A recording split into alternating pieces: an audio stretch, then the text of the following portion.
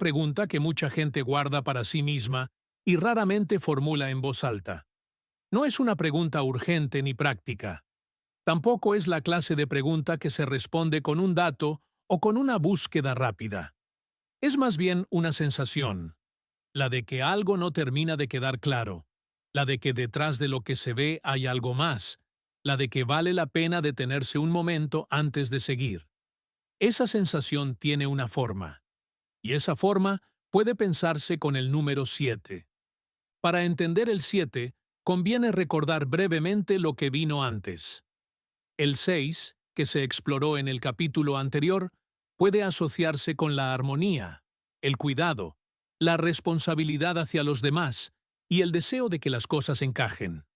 El 6 construye, cuida, organiza, sostiene. Hay algo profundamente relacional en ese número. Mira hacia afuera, hacia los vínculos, hacia el equilibrio entre personas. Pero después del 6, algo cambia. Aparece el 7, y el 7 no mira hacia afuera. El 7 mira hacia adentro.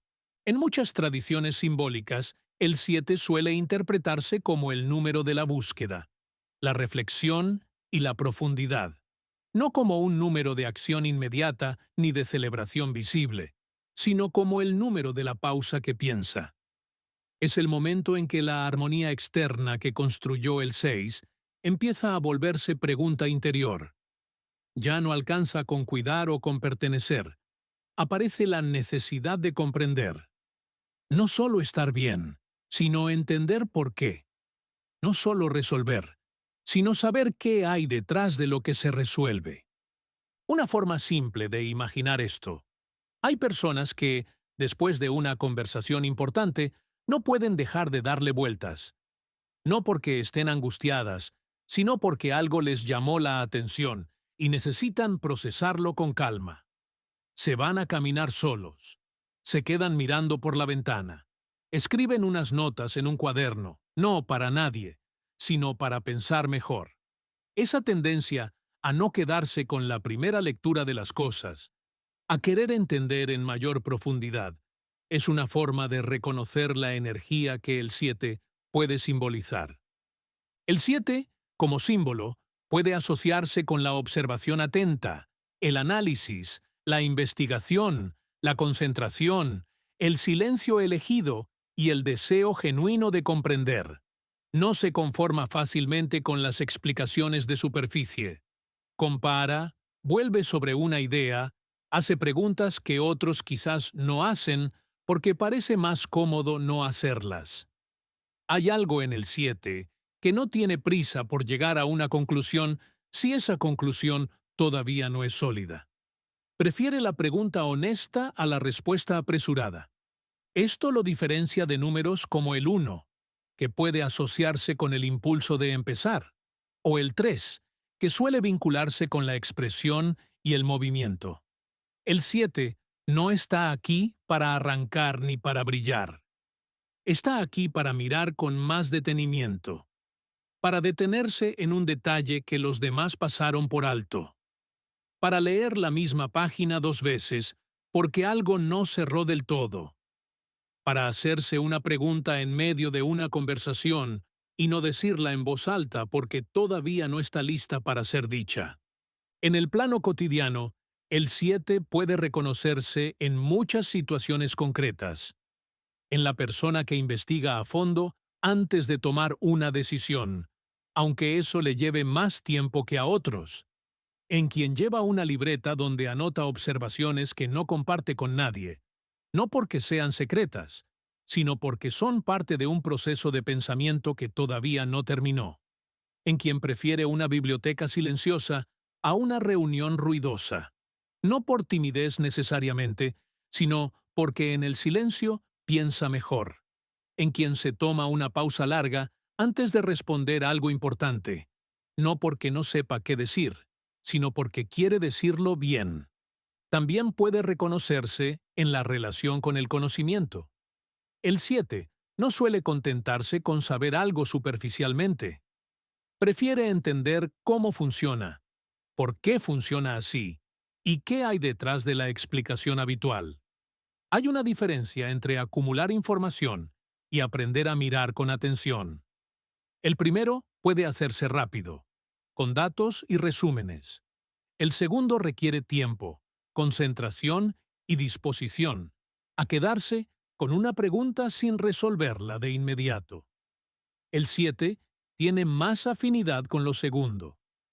Culturalmente, el 7 aparece en muchos contextos con una carga simbólica que remite precisamente a esta idea de profundidad o de algo que va más allá de lo inmediato. Los 7 días de la semana, que en muchas culturas han marcado el ritmo del tiempo y la reflexión. Las 7 notas musicales, que combinadas generan una complejidad que excede a cada una por separado. Las 7 maravillas del mundo antiguo, como punto de referencia para lo que merece ser contemplado con asombro. No hay que buscar en esos ejemplos una explicación mística. Son más bien indicios de cómo el 7 fue asociado, a lo largo del tiempo, con aquello que vale la pena detenerse a observar, a escuchar, a considerar con más cuidado que lo habitual. Una de las ideas más interesantes que puede surgir al pensar el 7 es la diferencia entre tener respuestas y saber habitar una pregunta. Vivimos en una época que valora mucho la velocidad de respuesta. Quien contesta rápido parece seguro. Quien tarda en responder parece que no sabe. Pero hay preguntas que no funcionan bien con esa lógica. Hay preguntas que necesitan tiempo, que se enriquecen cuando se las deja abierta un poco más, que cambian de forma a medida que se las piensa.